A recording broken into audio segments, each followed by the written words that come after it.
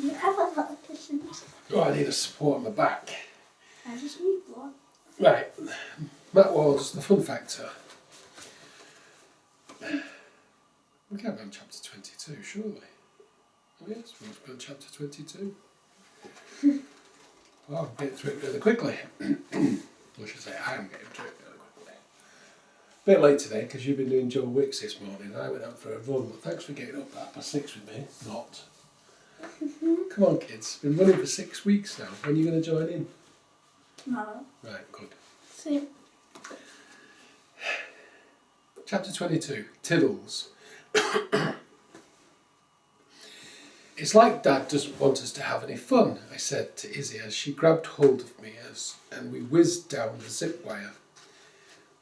It's not just you know, said Izzy as we climbed the fort. Our telly has gone too. Mum said there was nothing on, so we might as well put my chess table there instead. I was distracted for a moment, thinking about how Izzy was the only person I know who would have her personal chess table. Can you put that down? Thanks. And what about Shannon? I said, swinging from a monkey bar. She's gone really weird. Teenagers do that, called Izzy from the top of the witch's hat. Mum said so. We flopped down on the bench, exhausted. Well, it doesn't make any sense, especially when your dad is going out with a spy, and now we can't get into Enid's house either, so there's no way to have a secret meeting, or nowhere to have a secret meeting. The sound of an electric motor caught our attention. A white golf buggy was pulling up outside the park. I knew what was coming next. Come on, let's get out of here. But we've only just arrived, protested Izzy, as I grabbed her arm. Believe me, Have we read this? we don't want to stick around. No, we haven't. Christy bounded out of the buggy like a puppy. Hey, girls, she shouted. She's another nutter, I said under my breath, and we ran laughing out of the opposite gate. Don't look back, she'll kill you with her super smile, I panted. Girls, girls, Christy shouted. Girls, hey, girls! Christy's voice faded away behind us as we sprinted down the road towards the school. Eventually, we slowed to a walk, chatting in the sunshine. Look, shouted Izzy as we ran. A red paper plane was swooping down towards us, just out of reach. I know where that had come from. Squinting into the sun, I could see Charlie and Reggie up on the rock behind the church, jumping up and down and waving their arms. We ran along underneath the plane, elbowing each other out of the way as we tried to grab it, and then, as it came within reach, a gust of wind lifted it up and over the school gates.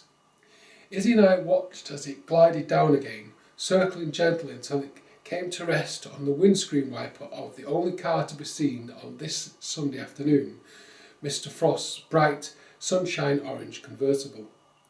We walked on and met the boys outside the churchyard. Shannon had apparently decided she couldn't be bothered to climb up to the rock and had gone off to meet her friends. That sounded more like her. Perhaps she was back to normal. Did you see that aeroplane go? Said Charlie as we walked back towards the house. It shot off like a rocket. I think an aeroplane that's like a rocket is a rocket, said Izzy. No, it was definitely an aeroplane, said Charlie. Who cares? I wonder what Mr. Frost will say when he finds it, said Reggie, looking at Charlie. He might guess who it's from. He'll probably chuck it, I said. How could he know? Maybe he'll recognise the handwriting, said Reggie, raising one eyebrow. Charlie sniggered. Oh. What have you done, boys? Nothing, said Charlie. We might have put a little message inside, said Reggie. We didn't know Frosty would get it, laughed Charlie. What kind of little message? Well, you tell them, Charlie. It was your idea.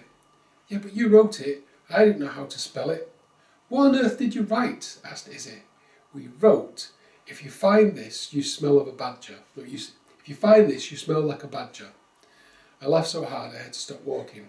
Reggie and Charlie kept saying, what? Pretending they didn't know what they'd done, and Izzy stood there tutting.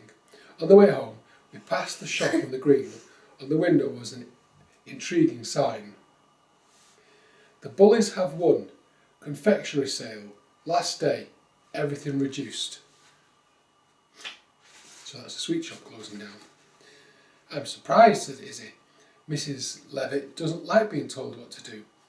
I shrugged. Looks like she's playing the game now, though. I'm going to see what's left, said Charlie, and bundled into the shop. 10 minutes later he was out, clutching a carrier bag stuffed with crisps, chocolates and sweets. There was loads, and it was really cheap. I spent all my money, he said. She was dead grumpy about it, though. No change there, then. We had a peek inside Charlie's bag because we knew he'd be sharing them. Charlie always got more pocket money than the rest of us put together, but we couldn't be jealous because he gave away most of what he bought. Why would I want to sit eating sweets on my own, he often said. By the time we got back to our house, we were starving. Let's eat them next door, said Reggie. We can't, I said. It's locked, remember? We'll have to eat them in our bedroom. Nah, we'll get Tiddles to open up, Reggie grinned. Izzy and I looked at each other blankly. Charlie was chuckling. Who's Tiddles? We said in unison. Reggie pointed in Charlie's direction, but I couldn't see anyone or anything that might be called Tiddles. What are you talking about, Reggie? This was quite annoying. Reggie smiled. Meow, said Charlie. Come on, Tiddles, show them what you can do, said Reggie, running off with Charlie. Izzy and I shrugged and followed the giggling boys around the side of the house. Sure enough, the door was firmly locked. No amount of pushing and shoving would open it. Come on then, Charlie. If you do it if you are so strong, I said, moving to one side. I'm Tiddles, remember, said Charlie, taking his jumper off. Oh yeah, whatever, I said, watching as Charlie pulled open the Velcro straps of his shoes. What are you doing, Charlie? Sorry, Tiddles. He's going to get us into the house, said Reggie. Watch. By now, Charlie had taken off his trousers and his t-shirt and was standing in his pants and socks. Ugh, gross, said Izzy. Look at your tummy. It's true that Charlie did have quite a big tummy on him, round and white, like dough rising in a bowl. But if Charlie thought that was a rude thing to say, and it was, he certainly didn't show it.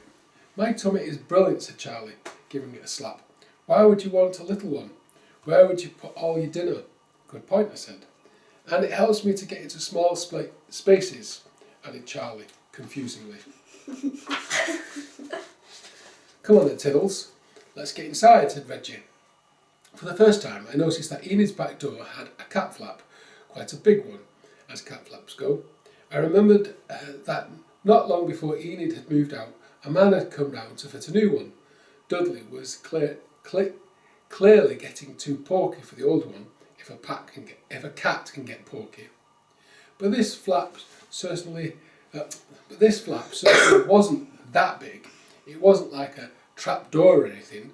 But Charlie didn't seem in the slightest bit worried as he crouched down, reached through with one arm and pushed his head through.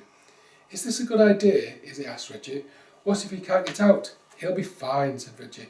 He did it last time. Why don't you do it? You're much skinnier, I said. Me? No chance, said Reggie. What if I got stuck? There was no answer to that, and no way Charlie was going to fit. No way at all.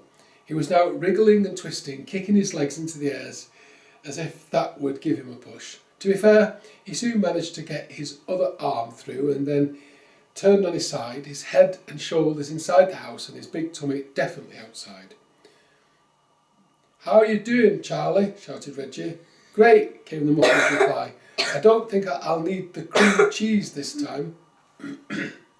Reggie explained last time he got a bit stuck, so I got my sandwiches out of my lunchbox and smeared the slices all over his belly to make it slip in. And did that help? Yeah. He was in big trouble when he got home, though. He told his mum he'd slipped and fallen into my sandwich. She sent him to bed early. He's crazy, muttered Izzy. And I had to agree. Right, ready now, shouted Charlie. And Charlie crouched down behind him, one hand on each foot. After 3, 1, 2, 3, suck! On the word suck, Reggie gave Charlie's feet an almighty shove while Charlie rippled his tummy in a most unusual way. It was like a wave of Play-Doh, starting near his pants and travelling up towards his neck. Again, 1, 2, 3, suck!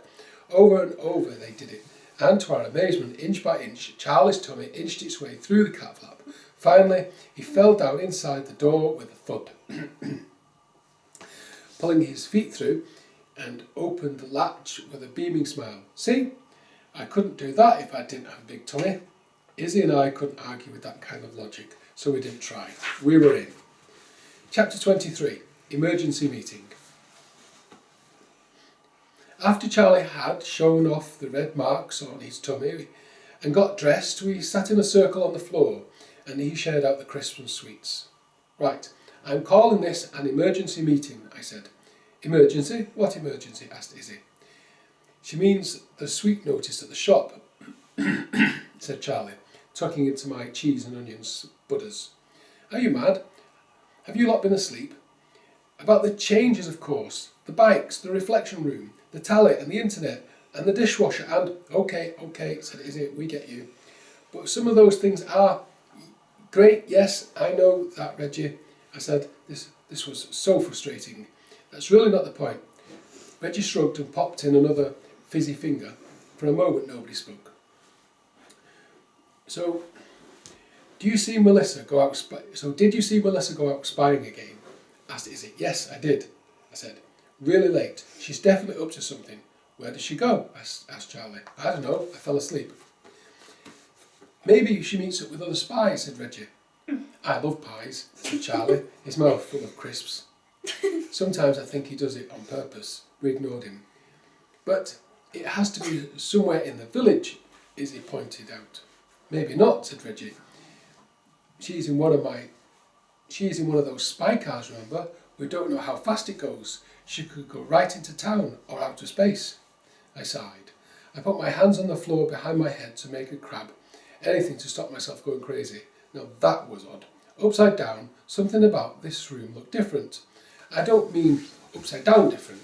I turned the right way up and walked over to the locked stair door. On the wall next to it was a picture that definitely hadn't been there before. It was a poem written in fancy writing. Go placidly amid the noise and haste, it began, before the text got smaller and too hard to read. That picture has moved, said Reggie, pointing. I nodded, running my hands over a patch of light wallpaper near the front door. It was the same size as the framed poem. I held my hand to the frame. It moved under my touch, so I gave it a sideways push and it swung easily on its nail. A flash of glossy black caught my eye, so I pushed further to reveal a touched panel underneath, exactly the same as the ones on the bike racks. I looked at the others and, without waiting for their opinion, pressed my palm against it. Access denied. This premises is protected with dye explosion technology. You have 2 more attempts. The woman's... What's dye explosion? means it's usually used as a security measure when transporting money around to banks and collecting it from to supermarkets. The money is usually stored in a large suitcase, and if a robber grabs the bag of money and then runs off with it, previously they could just get a crowbar or blow open the suitcase and the money's theirs. However, this dye technology means that if it gets into the wrong hands and they haven't got a special key, if they try to force open the suitcase, there's an inner lining of dye, like red ink. And then it goes over the money. Goes over everything and it will ruin it all. So there'll be a dye explosion technology. So something's going to happen if it doesn't work on this door. I don't know why they need dye, because that's a bit over dramatic. It's not as if it's money that can be used. But anyway, the woman's voice echoed around the room. Nobody spoke. This definitely wasn't the friendly squawking parrot. Maybe my hand will open it, said Charlie. Before I could stop him, he had pushed the sugary hand against the reader. Access denied. You have 1 more attempt. Maybe my other hand, said Charlie. No, we all shouted as Charlie reached out. With a giant shove, I sent Charlie pinballing across the room, crashing into Reggie before bouncing off onto the sofa. "Thora, what are you doing, you idiot?" said Charlie, pulling himself up to his feet and picking up his half-eaten crisps. "Do you really think the spies are up there?" whispered Izzy. "Well, not right now," I said, "but where else would they go?" The atmosphere had changed, now that we knew we were basically sitting underneath a spy's den. "So what now?" said Reggie, looking at me. The others did the same. I felt my stomach contract with the attention. "I'm not sure," I muttered. "Here, give me your jumper." I took it across the panel and rubbed at Charlie's sticky fingerprints before replacing the framed poem carefully. "We need a plan," said Izzy. "We need to find out what's upstairs." "That's what we need to do," I said. "But we can't, so we're going to be stuck in this miserable village for the rest of our lives." "I bet Melissa is the only one who can open it," said Izzy. "Or maybe one of the others," said Reggie, "like the one with the big feet." Since we didn't know who the others are, that doesn't help much. I know what we do," said Charlie. We all looked at Charlie. Finally, someone with a plan. "We cut off Melissa's hand when she isn't looking and use it to open the door." Charlie ripped open a bag of jelly toes with a grin on his face. "I think she might notice that," said Reggie, squashing and rolling a jelly toe between his fingers like a giant bogey. Disgusting boy. "So what now?" Izzy asked me, as if I was her mum. "Well," I said, "I've done that thing where you start the sentence, hoping that by the time you're halfway through, you'll have a good idea how to end it." I didn't. "I don't know, maybe we just keep watching Melissa. She's bound to make a mistake sometimes. Spies always do." They all nodded, although I doubt if anyone understood, including me. It didn't seem like much of a plan. We didn't even know which side she was on. "One thing's for sure," said Reggie, looking out of the window. "We definitely don't want to be here when Melissa gets back, like in 2 minutes. Outside, Melissa was climbing out of a familiar bright orange sports car. "You've never seen us move so fast." We scooped up all the remaining packets of sweets into the bag, ran for the door and went out into the garden in seconds. We crawled through Enid's hedge, out into the side passage, checked to see if Frosty had left, and then casually wandered out into the cul-de-sac. It was an Oscar-winning performance. There's no way anyone could have known. Izzy and Charlie peeled off home for tea, and Reggie and I piled through the front door with a very cheery, super loud "Hello!" Melissa called out from the kitchen. "Had a good day, guys," she said, smiling. "Yeah," we said. But did you have a good day, I thought. Spy anything interesting? Because I've got a very good idea what you've been up to," she continued. My heart nearly stopped. My fingers felt clammy. I thought I needed to sit down. I had grabbed the bag of sweets as we left, and I passed it to Reggie behind his back. "Oh yeah," he said, bending down to shake off his shoes and pushing the bag behind the shoe rack, cool as a cucumber. "Yeah," she said, meeting us in the hall. Reggie looked up at Melissa as Melissa pulled her hand from behind her back. She was holding a crumpled red paper aeroplane. "Ah," we both shouted. The relief I felt was so great it almost made the heart attack worth it.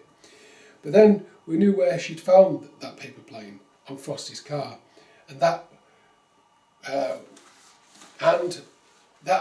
and what would she be doing with him? Because there's no way that Frosty was on our side, and Frosty's new friend was Mr. Wharton, and who did Mr. Wharton count as his friends?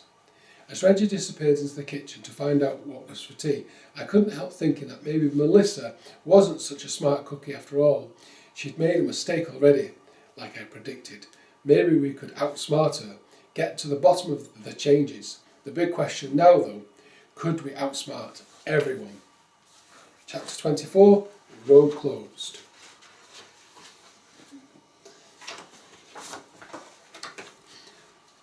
A few days later, Reggie and I took a couple of village bikes out after school to explore. Starting in the play park, we meandered towards the village green. A steady stream of mums and dads trudged towards us, peeling off to their different streets and houses. You could occasionally see the bright purple of a factory sweatshirt or a white collar peeking out from under their heavy coats and scarves. Everyone looked pretty grumpy. When we reached the green, I raced Reggie, trying to lap him, but in recent months he had become much quicker, and it seemed more likely Reggie would lap me instead. Our shouts across the empty green were swallowed up like a toddler jumping into a ball pit. "Hey, Thora, where are all the cars?" Reggie yelled breathlessly. Only one corner behind me. He was right. There were normally a few on the road or even parked up on the green itself. What had happened? Mrs. Levitt, the woman from the shop with a famously short temper, would stomp across in her apron to harangue the drivers or slip a photocopied note under their windscreens if they weren't around. The note instructed them in Reading to get your dirty car off our village green. But today, Reggie was right. No cars and just the odd tyre track. There weren't any on the side roads I could see either, and that was definitely strange because it was about the time that everyone arrived home from work and we had our village version of a traffic jam, the same as normal but over in about 5 minutes. On the next circuit, I led Reggie back down the main road that headed up from the valley. Let's see where everyone is coming from. 5 minutes later, we reached the edge of the village. The new bike rack installed on the site of the old dairy car park was virtually full. The dairy itself closed before I was born and was boarded up, but the car park was still used occasionally by walkers and even once by travelling fair. But today this scruffy patch of gravel was transformed, packed with row upon row of cars. Reggie and I leaned on our handlebars, watching vehicles zigzag slowly up and down looking for a space. Others had parked up where they could on the verges, and last few drivers were looking up and setting off for home. Well, that's one mystery solved at least, I said, except I still don't know why they don't drive into the village. At that moment, Charlie's dad appeared. "Hello, kids," he said, pulling on his rucksack. "Hello, Mr. Barnes," said Reggie. "Why aren't you parking in the village anymore?" "Because I don't have a tank to drive over those," he smiled, pointing towards 2 new signs and some kind of speed bump that had been installed just past the entrance to the car park. "See you around, kids. Have fun." Fun? I don't think I even knew what fun was anymore. Although if I had my own tank, that would definitely be fun. We cycled over. It was no ordinary speed bump. Rows of sharp, pointed metal teeth were embedded into the road, ready to chew up anything or anyone that tried to drive into the village. Next to the teeth was one of the familiar hand sensors on a post. Reggie wheeled up and tried it. "Access denied," purred the American voice. "Hey, look," said Reggie, pointing up at a sign. In too big to miss red letters it said, "Village closed to motor traffic. FF restrictions apply." What does what's motor? Motor traffic. Anything with a motor. Oh. So like... I'll let you. Yeah, anything with a motor. Or like an aeroplane. No. Bikes, cars, buses. Yeah. Bikes? Well, some bikes, motorbikes. Oh, will they not let anyone in the village? Not with a motor, yeah. I wonder why they've done that. I scratched my head. At least we know why Pizza Presto won't deliver, and why Roberto hasn't been up yet, added Reggie. Roberto was our friendly ice cream man, who knew spring was on the way as soon as you heard the chimes of his van grinding its way into the village, black smoke screaming from the exhaust. He would park up on the green and Mrs. Levitt would storm out and hand him a rude note, of course. So he'd blow kisses at her retreating back and then sell us ice creams as big as our heads. But so far this year, no sign. Everything past the road closure looked normal, fields, sheep and the occasional tractor. "Let's go home," I said. "Do we have to?" said Reggie. "There's nothing to do, nothing to watch and nothing I want to eat." I nodded. I'm not keen either, but yeah, we have to. We turned round. I hadn't realised how much height we'd lost already, so we were soon puffing and puffing, weaving all over the road. I was slightly ahead when I heard Reggie shout out, and his bike clattered to the ground. I looked back. Reggie was sprawled in the middle of the road, untangling himself from his bike and rubbing his elbow. Behind him,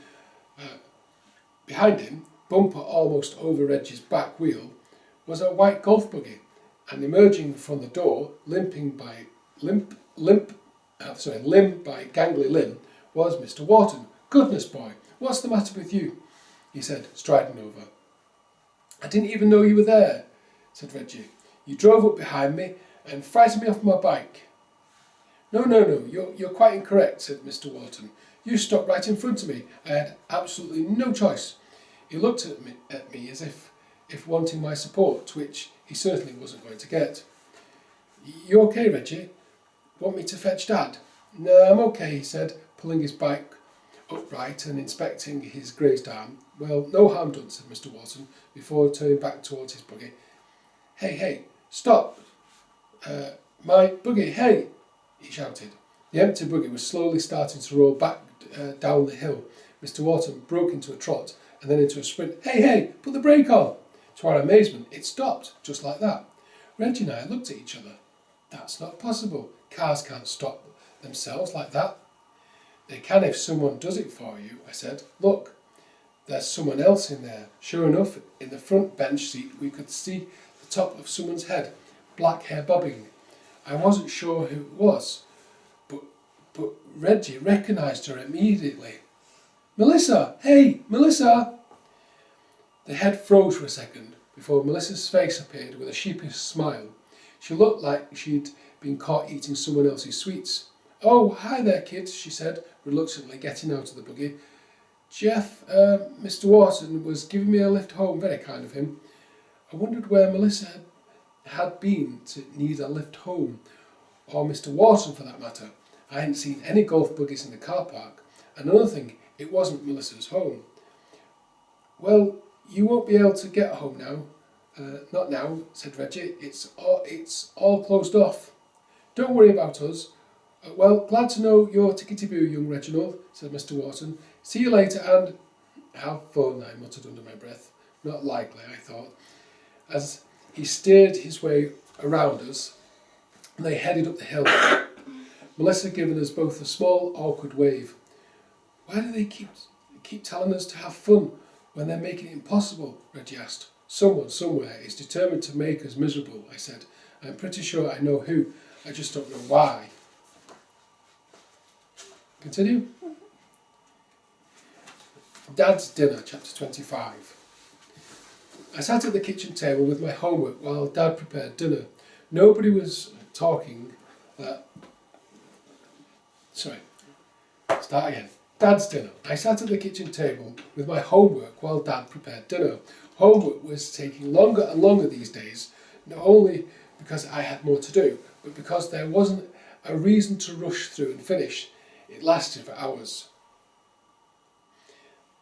There was more bad news. Now that Dad wasn't allowed to bring home Tommy Thumb's big beef pie or monster meat mashup, he was cooking more instead. And if it wasn't pancakes or eggy bread, Dad didn't really have a clue. And to make matters worse, he thought he was quite good. With Melissa, we got a salad, fish, couscous or whole wheat pasta.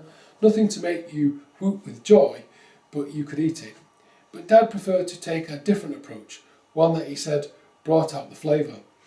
It wasn't a quick process, mind you. This particular effort had begun the previous evening when he hacked some vegetables into chunks and pushed them around a frying pan before adding anything he could find: lumps of gristly meat, stringy celery that he'd forgotten to put in earlier, flour and stock cubes. And then for his signature flourish, he dumped in tablespoons of dusty mixed herbs from a big sack he'd found in the back of the cupboard. Rosie and I brought it back from somewhere, he had commented, giving it a stiff. That makes it at least 5 years old. Smells of holidays, last forever. It all went into a casserole dish along with a kettle full of water and 2 mugs of lentils, and then he slammed it in the oven that morning to simmer all day long, filling the whole house with a vile, sweet sour pung. "Almost ready," he said, dumping cutlery on the table. "Just need glasses." He was interrupted by the shatter of a glass slipping off the draining board, shards scattered across the kitchen. I tucked my feet under my bottom without a word. Dad sighed heavily, throwing the tea towel over his shoulder and fetched the broom. Yuck, he said as he swept the space under the counter where the dishwasher had been. It was now sitting outside the back door, grubby and unloved. I looked up as he hooked out piles of brown gunk, an action figure and a teaspoon and 20p. See, you're saving money already, Dad, I said. He looked at me and raised his eyebrow. Enough was enough. Time to unravel this mystery by turning to the only grown-up I still trusted. Dad, I have a question, but you have to tell me the truth. Promise? Dad stood up and leaned on his broom for a moment. Then he glanced at the sensor in the corner, reached over and turned on the radio. We didn't have it on so much now, as it had developed an irritating habit of cutting out, especially during the news. On the plus side, this meant we hardly ever heard the Prime Minister banging on about his revolutionary ideas anymore. Dad twiddled the knob until pop music came on, then turned it up loud, very loud. Sitting down at the table, he leaned in towards us. Promise, he mouthed, his face deadly serious. Right, truth time. Dad, is Melissa a secret agent? A broad smile spread across Dad's face and he threw his head back, laughing. Dad put his face right up against mine. I'm afraid not, he said. She works for the Department of Education and Social Affairs, doing a job so dull I fall asleep every time she talks about it. It's just, the changes. I ground to a halt. I hadn't thought this through. What could I say? She goes out at night sometimes. She asks lots of questions. She likes vegetables, not exactly smoking guns, were they? What's smoking guns? Well, we'll have to look that up. Maybe it's like a hot topic. And I could hardly say we'd been poking around at Enid's house and noticed a handprint scanner and nearly blew the place up. So what about you, I asked. Me, a secret agent? Well, that's a different matter. I might be, said Dad. My heart started pounding. Really? It's definitely possible, but then if I was, I couldn't tell you, could I? So you'll never know. But you promised. Secret agents' promises are different, said Dad. They get paid to fib, right?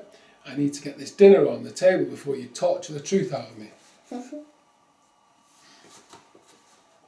Melissa pushed her plate forward. I'm not hungry, she said. I had a big lunch, but you guys eat all of yours. For once, all of us were eating dinner together. Or more accurately, not eating dinner. The huge dish of steaming hot pot squatted in the middle of the table, impossible to ignore. Grey-brown lumps lurked in a gluttonous paste, peppered through with white balls that were sometimes fat, sometimes uncut flour. The dry and lumpy mash wasn't much better. It refused to mix with the car crash stew, so each mouthful was doubly disgusting. Everyone had been sitting in near silence, just the sound of forks scraping as we pushed the pieces of dried up pork around the plate. Even Shannon's chit-chat had dried up. I'm not hungry either, said Reggie, copying Melissa. Nor me, I said, pushing my plate forward at the same time as Shannon. I'm not so peckish either now you mention it, said Dad. Melissa half smiled. It wasn't your best, John. It was like lumpy pig glue, said Reggie. Horrible. Come on, I wouldn't say horrible, said Melissa. I would, said Dad. Revolting, said Reggie. Gross, said Shannon. Sickening, said Reggie. Properly nauseating, I said. Not quite sure what went wrong there, said Dad, clipping me round the ear and standing up to clear out the plates. It looked so delicious when I was making it. You tried your best, said Melissa, clearing out the plates. Right, let's all have some pudding. She looked around for ideas. Fruit? She said hopefully, offering a hand of bananas. Disappointing. Fruit is okay, but I like a pudding you can stick a chocolate flake in. We took one reluctantly. Thanks, said Shannon cheerily. I love bananas. It was news to me that Shannon loved anything inside these four walls, but brand new Shannon was clearly here to stay. She was like a bad actor in a play, slapping me and Reggie on the back or lifting her eyebrows and smiling at us, even though there was no reason. And another thing, Shannon's taste in makeup until now had always been bold. Big eyeshadow, painted eyebrows, purple lipstick, but since her 18th birthday she'd gone natural. The makeup had vanished. If she was wearing anything I couldn't tell, and her hair was now smooth and glossy, swinging like a shiny curtain as she did big laughs at unfunny stuff. Shannon wolfed down her banana with a glance at the kitchen clock. Got to her feet. Right, I've got to go, she said breezily. What, now? I said. Yeah, she said. Need to borrow something from a friend. At this time, I asked. Yes, you have to remember, I'm 18 now. I can come and go as I like. She sounded very pleased with herself. I'm going to pop out and sort a few things too, if that's okay. I'm going to pop out and sort a few things too, if that's okay, said Melissa to Dad, who nodded. Can I go out too? Said Reggie. Nope, said Melissa, putting her plate in the sink. You and Thora should play Chinese checkers, said Dad. You and Thora should play Chinese checkers, said Shannon from the door. You're funny, said Reggie. Chess? Dull, I said. Colour in some pictures then. What about a game of dressing up? Reggie looked at her witheringly, as if she'd suggested he needed his nappy changing. Still, you two have fun. Why don't you come and play in the lounge before bed? Or why don't you have a play in the lounge before bed? Or you could maybe have a chit-chat about stuff. What stuff? Asked Reggie. Oh, I don't know, said Shannon, suddenly sounding vague. You know, stuff you're thinking. Shannon, Melissa said in a warning tone. It seemed that Melissa was now allowed to tell Shannon off. Interesting. Yeah, right, thanks for that idea, I said. I'll file it under useless. That kind of backchat would have earned me a slap or a scream in the old days. But that night she just smiled at me. Please yourself, she said. Before doing something extraordinary, she leaned in and gave us both a kiss. I could not remember her ever doing that before. Bleh, said Reggie, pulling away. Come on, let's get you on your way, said Melissa, holding open the door. See you in a bit, said Shannon. Holding open the kitchen. Oh, holding open the kitchen door, yeah. See you in a bit, Shannon said merrily, and then they were gone, out of the front door with a happy slam. Reggie and I looked at each other quizzically, and then at Dad, but Dad was suddenly very busy with the washing up. There we go. I'll stop there. No. Yeah, because that's about half an hour. No. Yep. Carry on. That's 25, No, 22 to 25. No, three's good. No, it's your turn to read soon.